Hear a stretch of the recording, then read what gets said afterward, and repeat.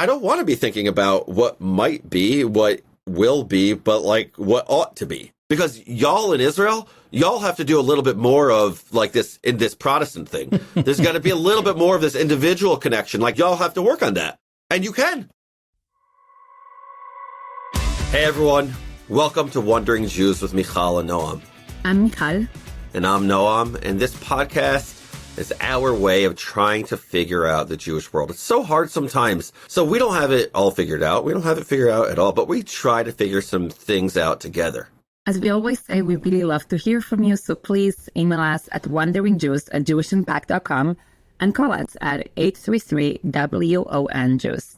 Today, we are joined by our favorite guest. Yes, I could call him our favorite guest because he's our friend. He's our friend, journalist Haviv Rettig Gur. Haviv, welcome back. Thank you, Noam. Thank you, Mijal. It's good to be here. It's great to be here with you, Haviv, with you, Noam, again. You might my favorite podcast co-host. So, Haviv, we tried to start with a question that we get from our listeners. And Joe wrote in a question that I'm curious to hear what you're going to answer, which is, what's your favorite podcast to listen to? Not to speak at, to listen to. I'm going to lose a lot of friends if I answer this. Ooh, I'm nervous. I'm excited. You're nervous? I'm excited. You want fewer and higher quality friends. Friends will stick by you when you disappoint them in life.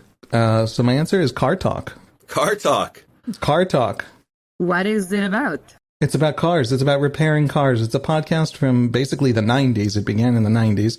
I heard it when I was a high schooler. I had my own car in Glendale, Wisconsin. I would listen to it religiously every time it came on Saturdays. I like that. You listen to it religiously on Saturdays. I like that. I like that sentence as a whole. It's good. Yeah, and it wasn't the car repair. It was the fact that these two guys, these two brothers from Boston, had their own car shop, and for some reason were like professors at MIT or something, and they were hysterical and laughing and having fun and very lighthearted, and they ran for president at one point just for the kicks, and it was what life should be. And for some reason, it now runs online, the old episodes. One of them passed away, I think, 10 years ago, and the show's been offline, off the air for a very long time. But the old episodes still run, and I sometimes catch it. And whenever I do, I can just fall asleep listening to it. I can just relax listening. It lets all. I'm living in the 90s instead of living right now. I don't have professional obligations unless a kid stabs me with a pencil. I managed to just be young and silly and listen to people laughing again. So that's my escapist podcast. Haviv, I think this answer is going to win you more friends. Good, because I could use some. Yeah, that was both so safe and weird. It was great. It was great. Yeah. What about you, Noam? Oh, can I guess? You can. Something with this Bill Simmons guy. Bill Simmons. Something with him. Yeah, something with him. It's sports related. Yeah, and then other things related. And I tried to be a good friend by listening to an episode. And I'm trying to... Yeah, sorry. Go ahead, Noam. You can answer. What is the actual show's name? No, you nailed it. It's called The Bill Simmons. I think he's like the ideal podcaster because he's authentic, he's real, he knows sports like in and out, but the show is super just natural and fun, and like the stats are ridiculous that he cites. But then he goes into pop culture. He has basically filled this unbelievable void of sports, pop culture coming together and being a wizard in like references to like late 1980s movies, and at the same time like could tell you every single one of Sean Kemp's stats in the mid-90s on the Seattle Supersonics. He's not a normal guy, and he's awesome to listen to. That is my escape. If you see me walking through the airport like looking like I'm on an important call, I'm absolutely not. I'm just listening to Bill Simmons. I wish I knew which sport the Seattle Supersonics play. Okay. That's how ignorant I am of that. Mijal! I got it. Mijal, you don't have my excuse. Haviv, we'll work on this. Okay. Mijal, what about you? Mine, you both spoke about podcasts as escaping, and I feel like I have not mastered the art of that. I really enjoy, I forgot the name, there's this podcast in Hebrew with Micha Goodman and his co-host, and they speak about like big philosophical debates that are important to Israeli society.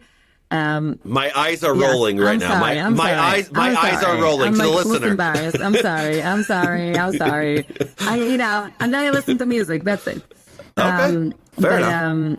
Yeah, but it's good. But okay, so those were all of our podcasts. Joe, you happy? Joe, are you happy that you got these great answers? All right, friends, let's get into something here.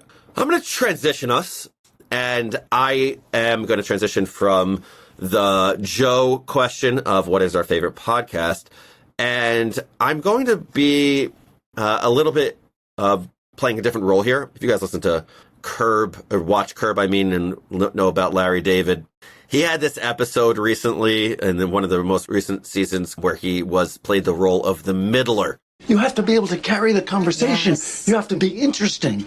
You're the point guard there. You're distributing the ball. They can't middle. Look at that. Loves fishing now. Andy loves it. I love it. Skylar loves it. I can't believe it. Do you like fishing, Cheryl? No. Oh, Mike, fishing. Can we save this? I'll take care of it. Thank you, Larry. Basically, I want to have a real conversation where you're at this dinner table with me and Mijal and Haviv. It's the three of us, and I'm going to be middling. I want to give us space to wonder, to see what we agree on, what we disagree on. You guys cool with that? Are you cool with me middling? Go for it, Noam. I have faith in you.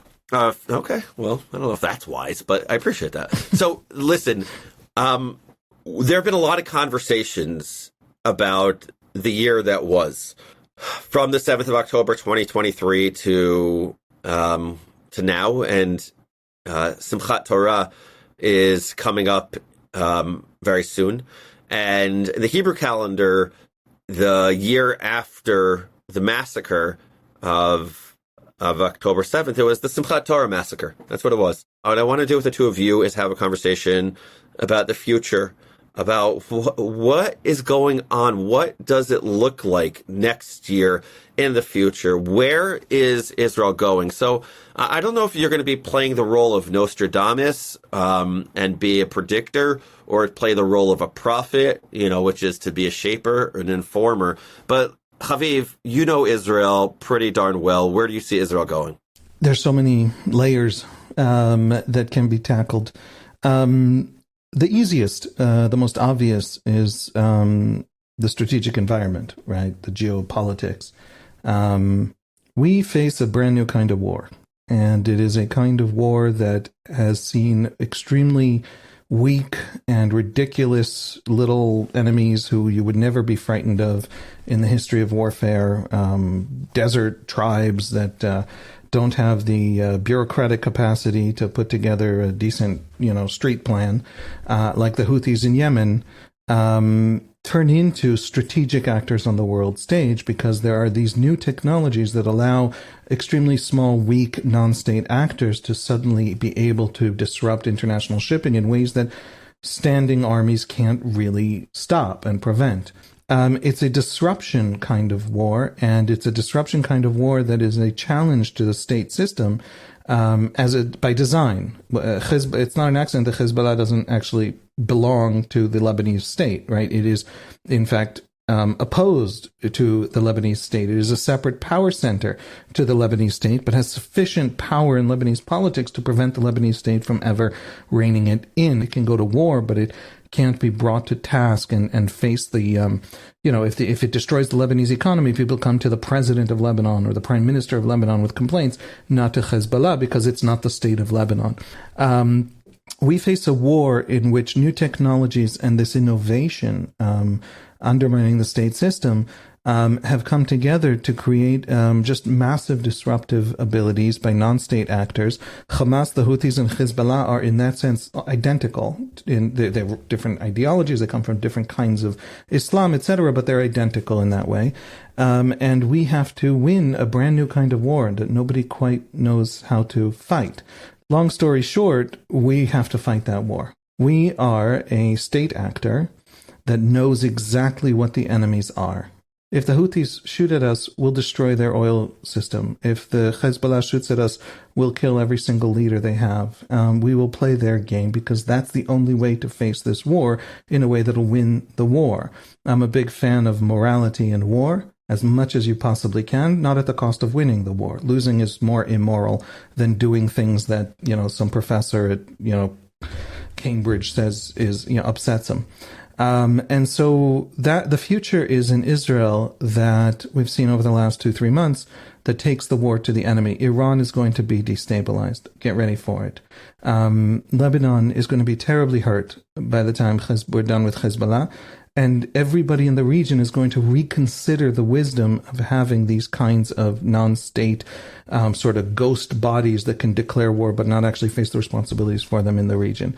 That's the geopolitical future. Israel's going to crack that problem, just like it's cracked all the previous versions of these wars to destroy it. So geopolitically, you're answering what the future is going to look like. Mijal, do you have a different understanding of what the future looks like geopolitically? And the point that Haviv made kind of flippantly, which I enjoy, about the morality piece of the war, about losing a war, is the more immoral play than what a professor might suggest is the moral way to engage in a war. Do you see it in the same way? Do you have a different approach or the same approach? I don't disagree. I think that's important, and many of us in the West kind of pretend like that's not the choices that you have in front of you to lose the war or to win, and by winning you have to use brute force. But Haviv, I'm really curious because when Noam started by asking you about the future of Israel, you really jumped to the geopolitical angle and you gave what I would describe as an almost triumphalist. Like, we know how to fight this. We are fighting this. We are going to do it. Our enemies will suffer. We are doing really well and we're going to do even better. And then there's some people who are going to say, what are you talking about? We are still surrounded by enemies. We have a government that we have lost faith in. We have 101 hostages in Gaza. We have internal divisions that are going back to the times beforehand. We don't have enough manpower for our army. We have tremendous internal strife. And so I'm actually hearing both. And I'm curious as an Israeli, like your choice to maybe like start answering with the geopolitical kind of like positive, this is where Israel is going, and whether you hear the other voices as well. I think the other voices are real. They're important. They're half the country. The sense that we are led by incompetent fools who maybe are prioritizing their own politicking over the well-being of the country in a desperately dangerous time is a sense shared by quite literally, and depending how you ask the question, somewhere between 40 to 60% of Israelis.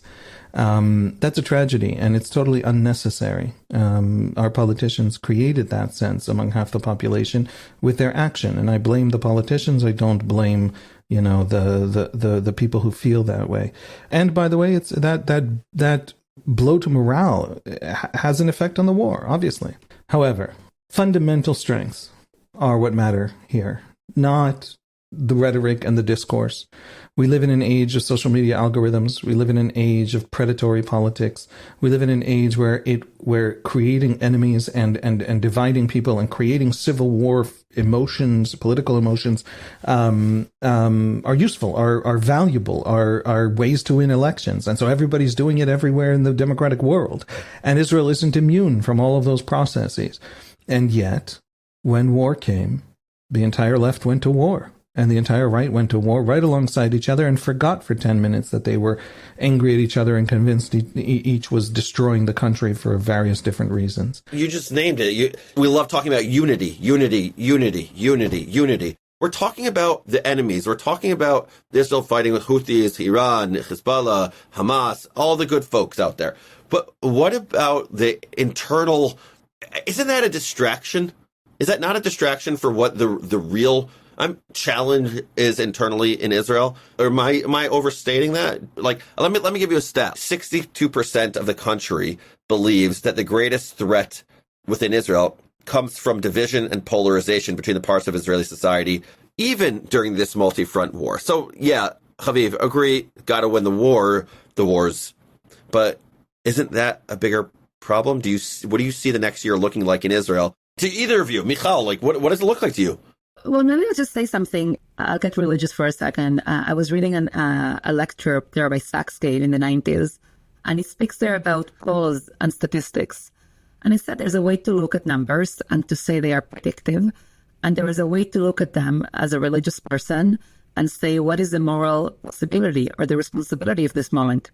So what does this next year look like? It's going to depend on what the Jewish people do.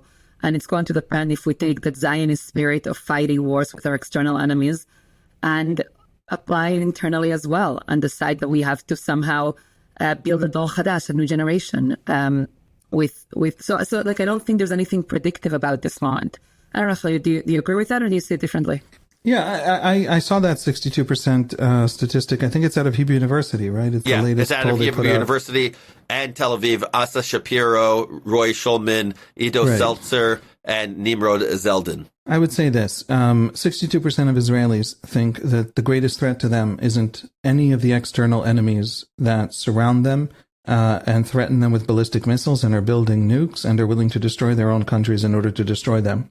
But they think that the greater threat by far is a danger to their own unity. Now, to me, 62% of Israelis just told you that as long as they are united, absolutely nothing, that all the fantasies and anger and bitterness and dysfunction and insanity of the Islamist worldview and the regimes that it has taken control of could possibly threaten them. And the only threat that they genuinely feel actually undermines their sense of security and safety is disunity. And I share that feeling exactly. And it was ever thus with Jews, and it will be thus in the future. If we are united, there is nothing our enemies can throw at us. By the way, these are vicious tyrants, our enemies, destroying their own societies on the altar of destroying us for some kind of redemption fantasy. That's why they're so weak. That's why the Iranian regime has a real problem with us right now, which is that we have escalation dominance. We can escalate vastly higher than they can escalate. Why? Because if we start causing terrible harm to Iran, the people who hate the regime will turn on the regime, and the regime is afraid of its own damn people. And our government is not afraid of its own damn people, and so it knows that it can continue escalating. The people have a much higher threshold for pain. Long story short, the future is a future in which we bring another generation of ideologues bent on our destruction from the Arab and Muslim world, who don't represent the Arab and Muslim world, but they represent a significant piece of Islamic political ideology today. We walk them through the same damn lesson, excuse my French, that we had to walk Arab nationalism through when it decided that it would redeem Islam and redeem Arab in honor by destroying us and mass murdering us. And we have to see it through. And the future is a future in which I expect because I know something about our capabilities and I know something about theirs. Yeah, it's interesting. Have you read The Eighth Day by Michael Goodman? Hayom Hashmini?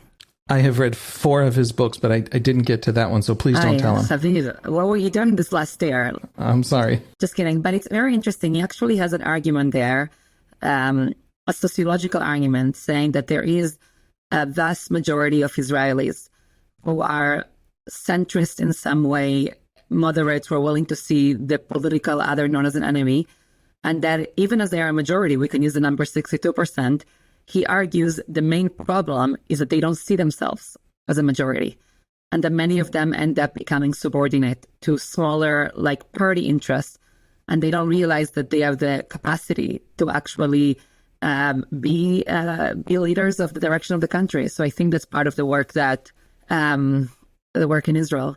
But can I ask another question, actually? I'm curious about something else. Like, I want to think about the future of the relationship between American Jews and Israel. And in some ways, I have felt like the relationship has never been stronger in terms of American Jews really, caring about Israel, reading the news, understanding the challenges it faces, supporting it. And in other ways, and I'll say it even like on a personal note, I have like this fear of distance. Like, I wonder, when I go back to Israel and I love the country and its people so much, what kind of human distance will now exist when I look at my cousins or my friends who just went through a year in which their partners were in Miluim and their kids had to run to the mamad and all of these things. And we here in America have such a different life. I know, Haviv, we've spoken a little bit offline about the differences between the mood and the vibe and what's happening in Israel and in America. I'm curious about how you both think about this. I think that distance was always there.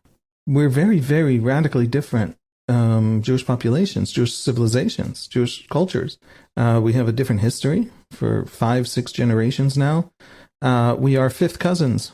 That's far. That's how many fifth cousins do you know? And we have radically different politics and radically different religious sort of assumptions and ways of thinking. Almost every word, the word rabbi in Israel means something a little bit different in some subtle and interesting and really fundamental ways than the word rabbi. What does it mean? In America? Well, for one thing, most rabbis are state funded, right? State paid functionaries. There's a state bureaucracy, religious bureaucracy that controls family law. We have the religious system that Lebanon has because we inherited the Ottoman system that Lebanon inherited, right?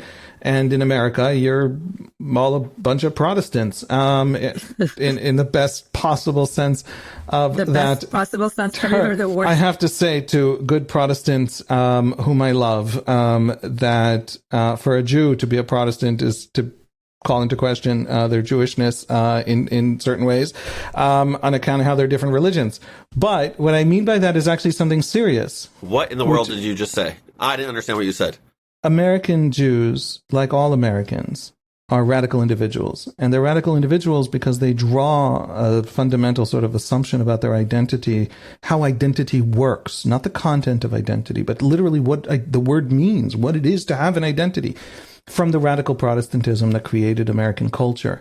The Pilgrims were the most radical group that couldn't live with the radical Protestants of Holland, and therefore set sail. And they set sail to Holland in the first place. They moved to Holland because they couldn't live with the radical Protestants of Britain, of England. In other words, America was, its cultural assumptions about identity were created by the most radical version of Protestantism you can imagine.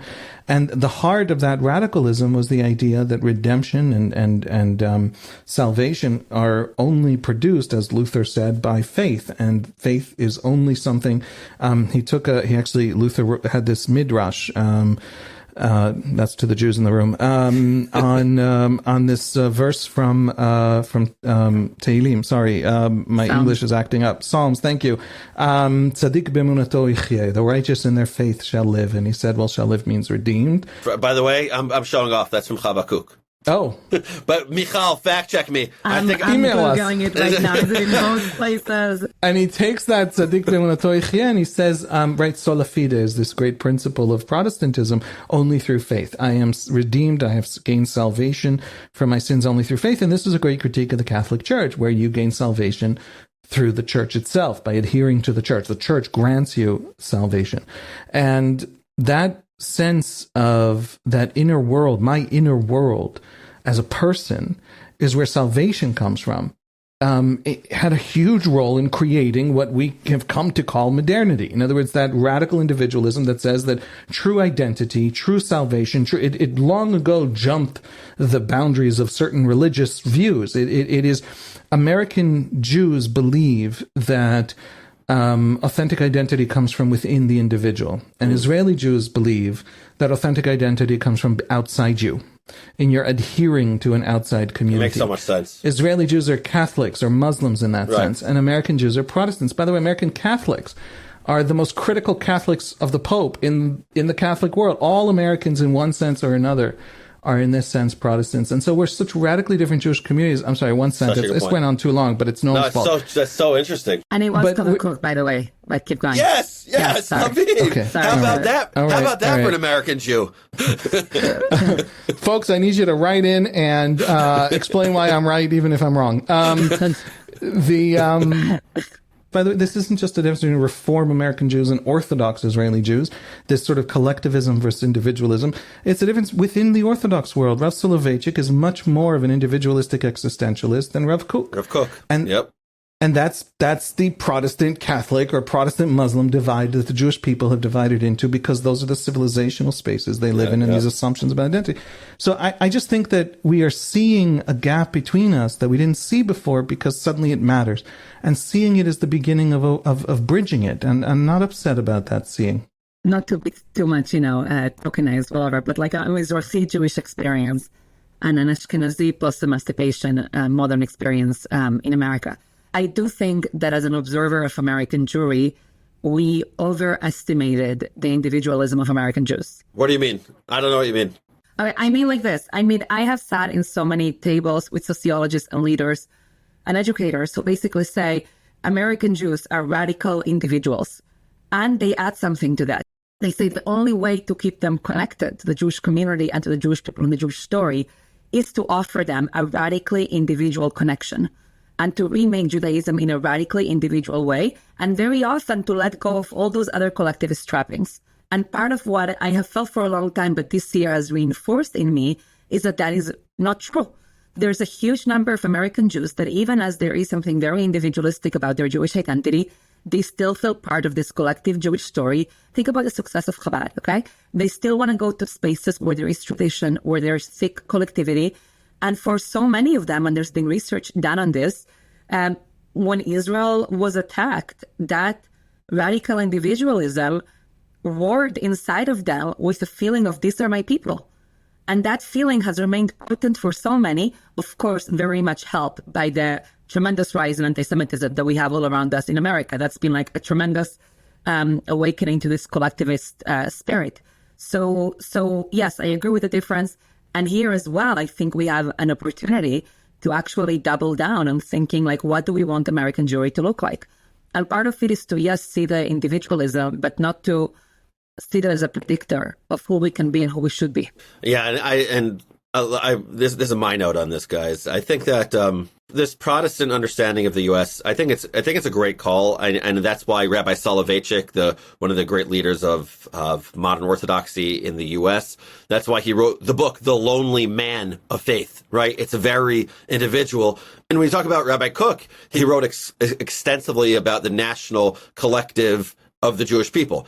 It's also true that, like Mijal is saying, there's no such thing as these individual Jews just being individual. Jonathan Haidt wrote in The Righteous Mind 10 plus years ago, he said that the only thing that's more influential and impactful than the selfish gene is the groupish gene, meaning the groupish overcomes the individual's decisions. Like, people will actually make decisions for the group that is to the detriment of their individual net gain, which is, I think, really like a fascinating way to think about how we all do. And when you look back at the 7th of October and the commemoration for that many communities did, there is a reason that Montreal had over 3,000 people get together. There is a reason that Denver had 2,500 plus people get together. There's a reason that New York had thousands of people come together.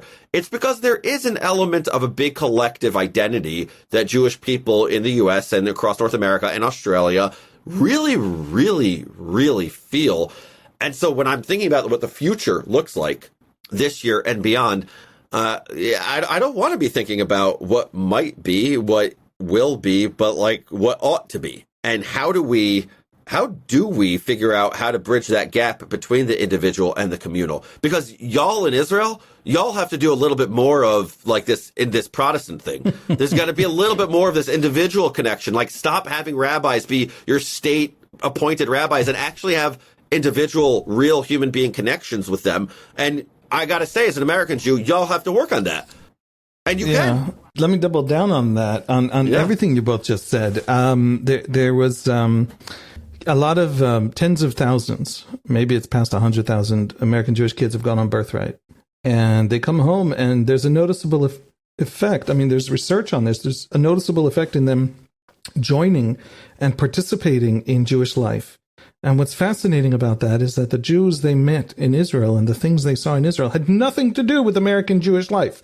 The Judaism they met in Israel was this sort of collectivist, very statist, religious, right, very Middle Eastern Judaism. And then they, for some reason, come back and feel closer, measurably, statistically, to this very, very individualistic kind of American Jewish community.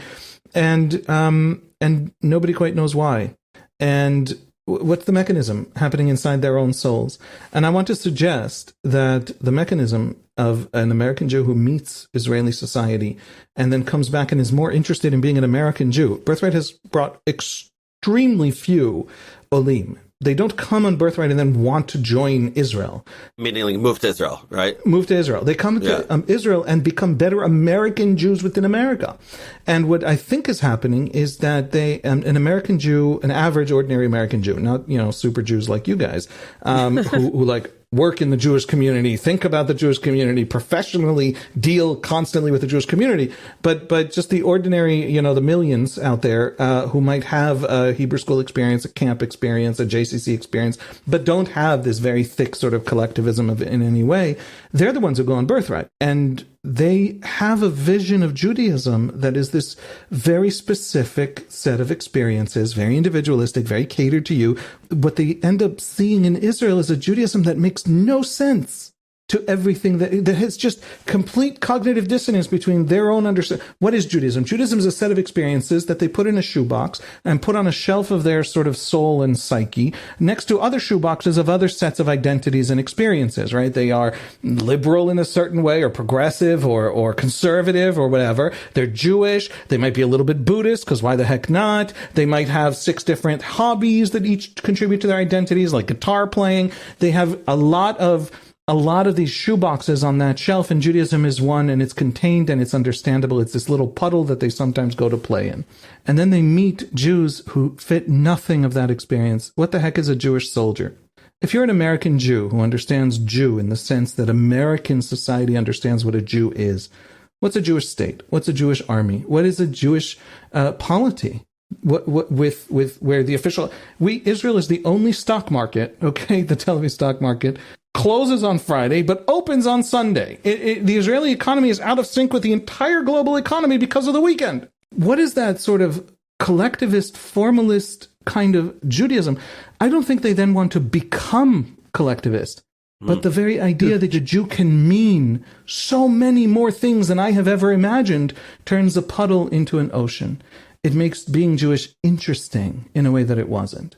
And so, yeah, we need to break people's understanding of what Judaism is. Israelis desperately need American Jews, and they need American Jewish liberalism, and they need to learn that half the Jews were saved by Zionism and armies and states, half the Jews were saved by liberalism. That's a powerful thing for Israelis to learn as they struggle with questions of liberalism in their public life. So, absolutely, we need to bridge this gap. You don't bridge the gap unless you can see the gap. And so, let's take a good close look at this gap and then start bridging it. Mijal, is the gap bridgeable? There's a Hasidic Rebbe who said that the reason that the Jews are compared to sand is because only through fire do they come together, right? And that's why we're compared to sand and create glass, right? But you need that external threat but we're a year out. Simchat Torah is coming up. What does the future look like in terms of the broader Jewish relationship with each other? Yeah. So much there now. I want to say a couple of things. Number one is when we react in pain to the suffering of others, it means that we care for them.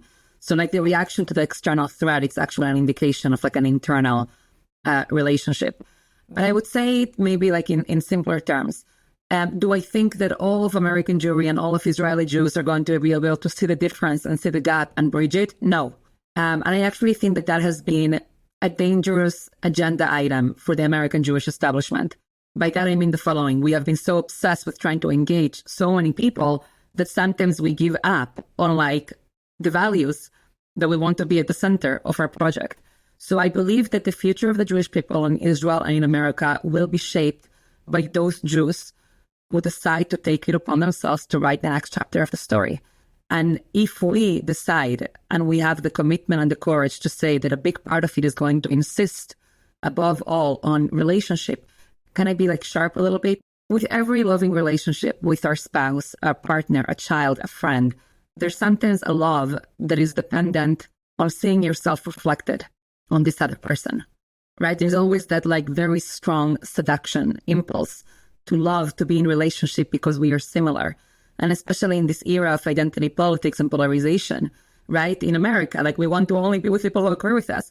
I believe, and I'm saying this also for what I take from Genesis, Simchat Torah, reading the Torah again, I believe that love at its core and relationship at its core demands what Haviv said, the understanding that difference is an intrinsic part of the human experience, and that we're going to have to do the hard work to love and to be in relationship with this difference and to grow with it. I agree with you, Mijal. I just don't know how to do that. Meaning, okay, so you gave me the vision of love and the dignity of difference, but what does an average person do? I think the beginning of knowledge is the attempt to get to know the other. So if this might mean something as small as reading as much as possible from Israeli internal perspectives, going to Israel, speaking to people. And there's actually programs that can match families together. My brother runs one of those programs that you can decide that you're going to invest in making sure that what happened in this last year doesn't become just quote unquote like a memory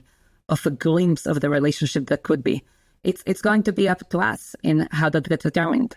Does the Jewish world need to spend an inordinate, I'm just wondering out loud right now, it is the name of our podcast, but does the Jewish world spend an inordinate amount of money in order to sustain ourselves and grow ourselves? Like, meaning, do other peoples do this? I have no idea. Just, we're 50 million people, something like that. And going to Israel is expensive. And Israelis, I think Haviv I think you would agree. Like, it would be awesome to have, 7 million Israeli Jews come to the U.S. and do a reverse birthright and understand the U.S., understand Australia, understand Canada, the U.K., understand these communities, understand what it means and why you're there and what's going on. That seems like it would be a good way to see each other. But all of this is so expensive. Does that make sense? I think this is an American Jewish question. The great existential fear of American Jewry is Protestantism. In other words, radical individualism, and how you maintain community in radical individualism. And that does seem to be a mortal threat to Jewish community, Jewish future. And I'll put it very simply. Every other minority in America that isn't visible, that isn't racial, has evaporated. And the Jews are horrified at their 50% intermarriage rate or 60% intermarriage rate. Well, everyone else's intermarriage rate is 95%, right? The Jews are the least of them, and by a huge margin, and have managed to sustain themselves, bucking that trend of individualism, while also being deeply, profoundly affected by it, integrating it into their religious and personal and political lives and all of that, and their identities and how they think about themselves. Why is Israel meaningful to American Jews? Why is a country whose language most American Jews don't speak and whose culture most American Jews know nothing about, and that has a sustained campaign against it in large parts of the political world that American Jews mostly inhabit, why do they feel so deeply connected to it? And I submit to you that anchor of collectivism feeds something that individualism can't give you. And that's one of the reasons Americans are some of the loneliest people in the world. At a huge, CDC pandemic kind of level statistics. Part of it, and the collapse of religion in America, which has meant the collapse of communities, because so much community in America was based around churches and religion. All of this stuff the Jews have find in Israel, even if they hate Israel, criticize Israel, are deeply concerned with it, all these emotions, but nevertheless there is a thick, you called it thick collectivism. I like that a lot, Mijal. Is that some technical sociological term? I made it up.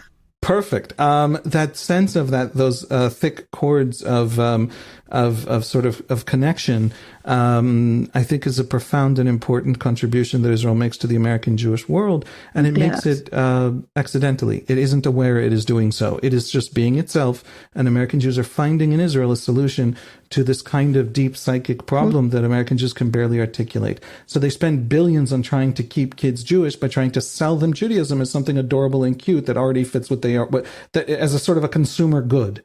People don't want a Judaism that's a consumer good. People want a Judaism that's deep and old and rooted, and an answer to the dissolution of complete and total individualism. And Israel can offer that. And the problem with deep-rooted collectivism? What? Minorities. Individualism, liberalism, feminism, right? And so we have these two communities whose great weakness is solved by the other. And so let's start seeing the difference, and then let's smash them together in ways that they can't avoid each other. And last point, you can't force it. I just said let's smash them together until they can't avoid seeing each other. But ordinary people cannot be socially engineered by elites sitting on big budgets telling them what to believe. American Jewish college kids have been stampeding on American Jewish institutions on campus. The numbers went up from something like 15% to 40% since October 7 of Jewish kids on campus in America seeking out Jewish life of every kind, liberal, conservative, religious, secular, every kind, Hillel, Chabad, whatever. That huge spike is organic and natural in a Jewish response to the pressures around them. It has to come from the Jews themselves. It can't be something you engineer, but you have to offer it and you have to show the way to it and you have to say these things and you have to have these public debates. And I think American Jews are really bad at having this conversation. I'm amazed at how much money there is in the American Jewish professional world and nobody says anything. There's so few actual serious, heartfelt, deep, complicated debates in American Jewry about anything. Everything is so much centered on fundraising that everybody's terrified to talk because almost every sentence that'll come out of your mouth might alienate one donor or another. And so you have a multi-billion-dollar Jewish communal infrastructure. It's literally a multi-billion-dollar industry that says almost nothing to anyone about any topic that actually matters. And so, no, American Jews have to start having serious conversations about what it means to be American Jews, about their vision for themselves, their identity, their future, and their connection to an Israel that is exactly like Mijal said, family. You don't have to like it, you just have to love it. Those are two very different things. We are, releasing this episode before Simchat Torah. Simchat Torah, it's hard to think about a holiday that has the word simcha, joy, happiness in it, dancing with the Torah, with our covenant with each other. And it is the religious anniversary of October 7th. So I just wanted to ask some thoughts about how you're going into Simchat Torah this year. Can I start? Go. I have this strange feeling of almost PTSD that I'm thinking about a lot because I'm going to the same synagogue that I went to that I haven't been to since the 7th of October, Simchat Torah. And I just have the image of the rabbi in the synagogue. And now no one had any idea. Everyone was praying, singing, laughing, dancing. And the rabbi started speaking 10 minutes in, 15 minutes in. I was paying attention mostly, but then, I don't know, started daydreaming. And then he started saying crazy things about Bibi Netanyahu. I'm like, Bibi Netanyahu? What are you talking about? Why are we talking about Bibi Netanyahu on Simchat Torah? He started talking about Bibi Netanyahu declared war. Declared war? You're exaggerating. Slow down. And then no one knew what was going on. Some people said 25 people were killed, then 40 people. Then someone said, I heard this a few hours later, I heard 100. And I don't use my phone on these holidays. I was going nuts internally, going nuts. What in the world is going on? And that was and I couldn't go there the next day. I couldn't, I stepped in for a few minutes and I couldn't, once we heard a little bit more, I couldn't be there. I haven't been to that synagogue since that day, and I'm going back for Simchat Torah. So I have this very strange, eerie feeling of PTSD, and I'm very I think about that synagogue, and I think of the massacre. So I want to not feel that way, but I'm just telling you that's how I'm feeling. So sorry to be a bummer. Haviv? How to be happy when everything is broken, and when there's a lot of fear, and when there's war still to come. And you're not allowed even to be happy. You're not supposed to, I think, is the Jewish ideal, to be happy when your enemies fall. Some of the harm to our enemies is not to the actual enemies, it's to just children who live in Lebanon and Gaza.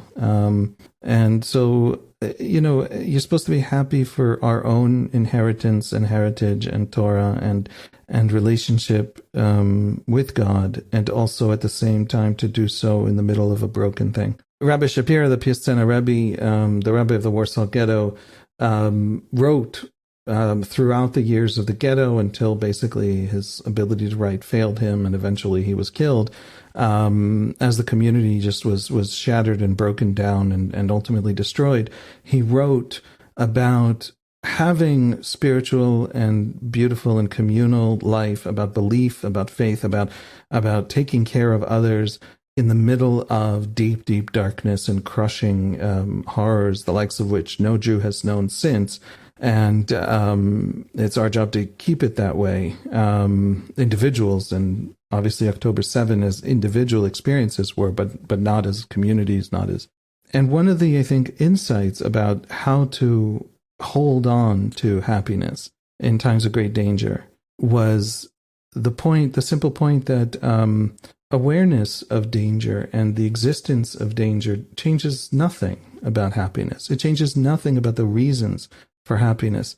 There was a place in Maimonides' Guide to the Perplexed. He asks about suffering, and he says the suffering is the gap between expectation and reality. And the solution is not to then lower your expectations. The solution is to fall passionately in love by deepening your understanding of reality. Falling in love with reality is the solution to suffering. And in a sense, that's kind of the answer of the Piscina Rebbe in some places. And it's kind of the answer that we get from, people who have written on this question over time. We are safe Jews. We are happy Jews. We are strong Jews. We are Jews surrounded by danger. We are Jews who have less danger than our ancestors and far more agency and capacity to deal with that danger. And now we have come to celebrate. And if that's not enough to celebrate, then we are spoiled, rotten Jews. We are Jews whose perspective has shifted by the fact that our enemies still exist. Things change. And knowing that is a sign of maturity. Come to Simchat Torah strong, and you will be able to be happy. Thanks, Haviv. Mijal, you tell us your thoughts on this. I'll just say I love hearing you speak geopolitics, but when you go into love and philosophy, that's, we can just take a point to Rabbi till Haviv if you want. Thank you. I'll just say, Simchat Torah, I'm going to be leading my shul. I had to lead it last year after hearing the news.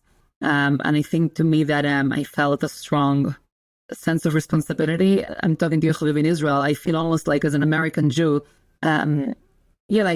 grappling with feelings of inadequacy and then figuring out what can we do from here.